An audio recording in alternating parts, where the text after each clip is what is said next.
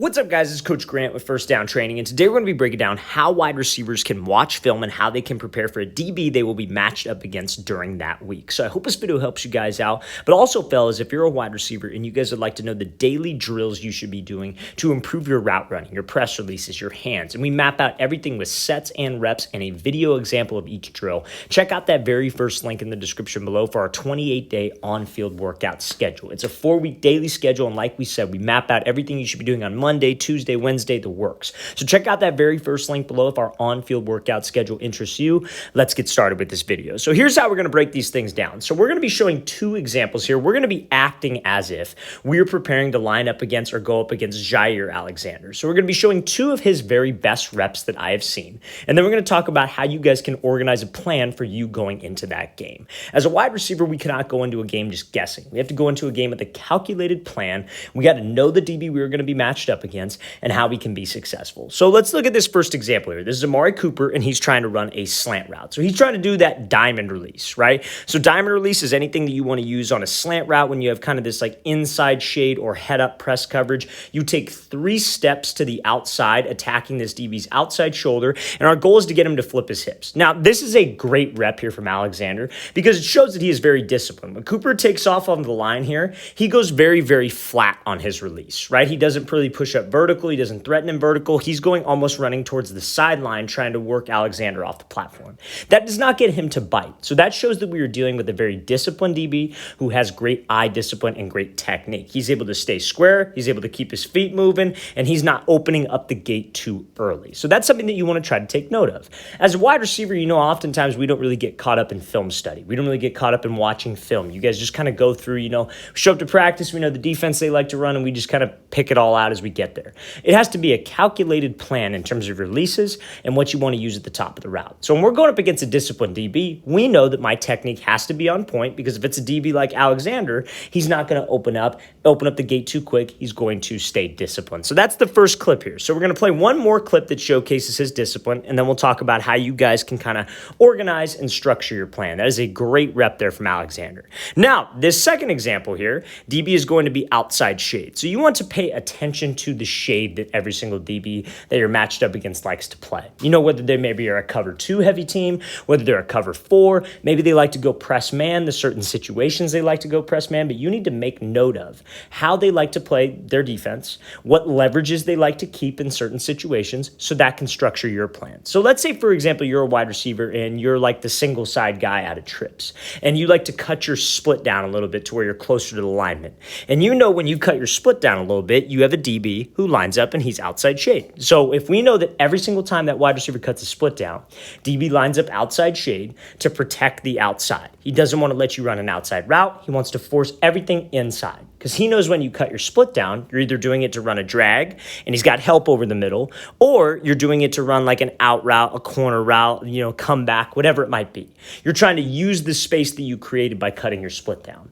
So if we know that that DB comes out outside shade every single time, and that's a big part of our playbook that week, or just a big part of our playbook in general, I need to have a plan for that. So let's watch what this wide receiver does here. He comes off the ball, and again, anytime there's distance between the DB and the wide receiver, we want to try to close that distance. So he comes off the ball, he tries to close the distance, but he gets too close with Alexander. He's able to make a play on the ball, make a play on this in route, because when he closes the distance with him, he gets too close. He doesn't keep range. This shows that Alexander is very patient. He's going to try to keep space between the two of you, and he's going to get hands anytime that we get too close and expose my chest. That's what DBs are taught. They're taught anytime that you see a wide receiver close the space where we go at him and we try to attack him, to just sit there, be patient, and get hands. So if we're preparing for Alexander, like we're getting ready to go up against him, we know a couple things. We know the leverage that he likes to keep in a lot of situations. And again, it can vary. You know, that's why it's important to watch as many games as you can, especially if you've got multiple games of film on a team.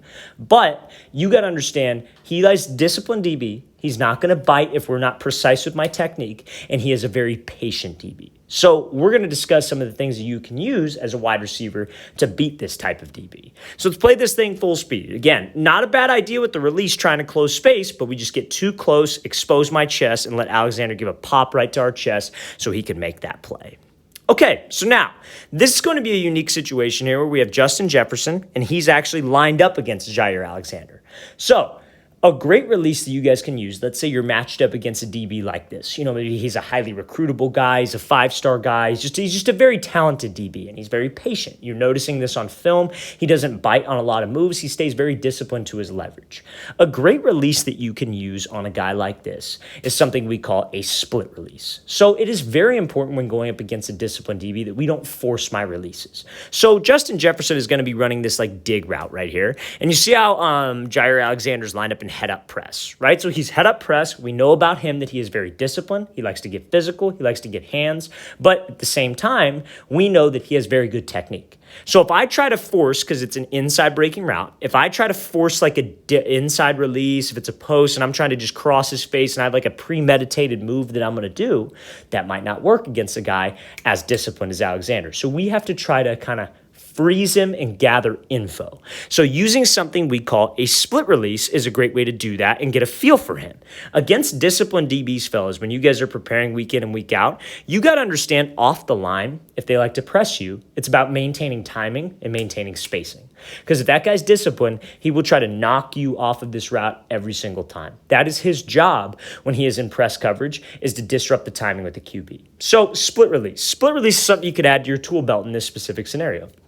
That's a release that we like. That's a release that I want to use in this game, whatever. So Jefferson, you see how it's exactly how it sounds. You're splitting your feet. You were taking your front foot and you were bringing it out wide, and you were taking your back foot and you're bringing it up even with your front foot. So you're splitting your feet and you're hesitating.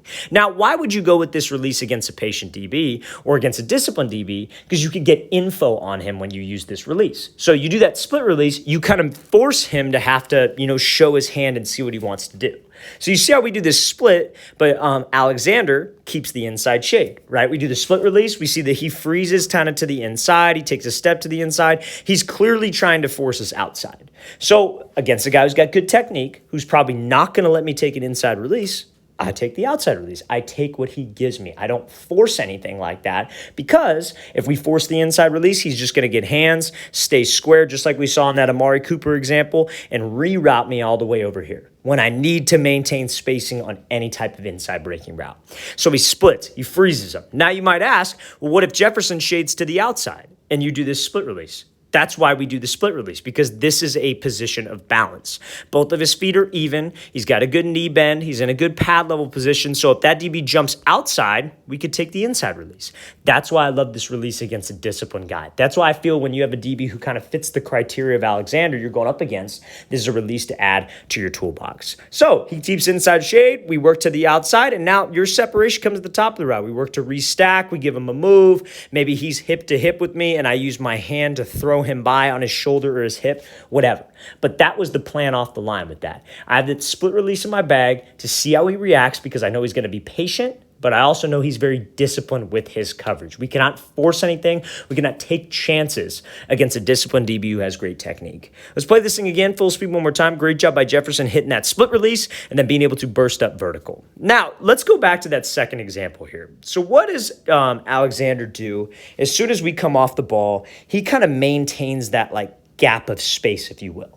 Right? So like he's in this like catch technique, right? So what is catch? Catch is where we got like 2 yards of space, and he essentially wants this wide receiver to just try to run around him so he could get hands, or run to the outside, he gets hands and squeezes us to the sideline. So whenever we're in that catch technique as a receiver, we want to close the distance, but you see how when we start to close the distance, Alexander kind of starts to inch back, maintaining that like space, that cushion, if you will, before he shoots hands. So let's go to this last clip. A great release you can use for something like that is this hezzy go release. So that might be something that you have in your bag. So anytime that you get a DB who's real patient, that's what I mean by that. When he starts inching back like that, starts getting into like his motor, whatever you want to call it, whatever DB technique where he keeps space, you have to understand the releases that beat that specific technique. So like kind of a hezzy release or a slide release is one of the best things to do, because we do need space on that kind of a release. So let's watch what Jamar Chase does here. So this is against Marlon Humphrey. I know this isn't against Alexander, but this release would work against a DB like Alexander. He comes off the ball, he hesitates, but you see how this DB's keeping that gap. Now, again, that sets up a back shoulder throw. That sets up a throw underneath. Because of that hesitation release, we were gathering info and we were patient against a patient DB. So when he comes off the ball here, Jamar Chase, he hesitates to the outside. Because when you hesitate to the outside and that DB starts inching back, that creates some space for you, right? Now, obviously, I know I'm the guy who always says that, oh, you want to close space. You want to get into a DB's cushion. But when you hesitate like this and he's keeping space from you and he's starting to inch back, that gives you time to operate. When you hesitate and you like kind of slow your tempo off the line, that DB can slow his tempo. We don't want to do this hesitation hop and have this DB be real close to where he can get hands. You do this hesitation hop when you know he likes to inch back, when you know he likes to motor back, because now we're getting some info on him. We hesitate, we see that he starts to inch back. Okay, I could take off to the fade.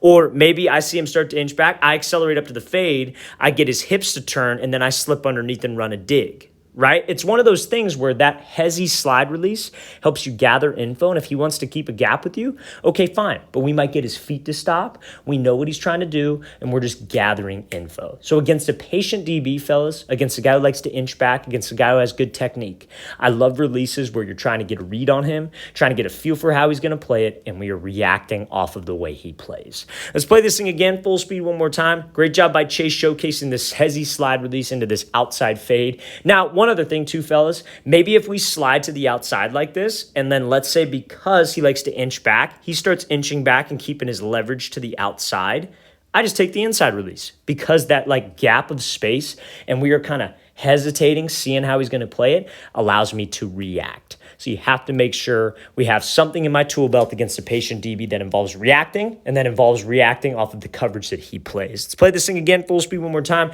Great job by Chase hesitating and then beating this guy over the top, or not so much over the top, but setting up that back shoulder fade.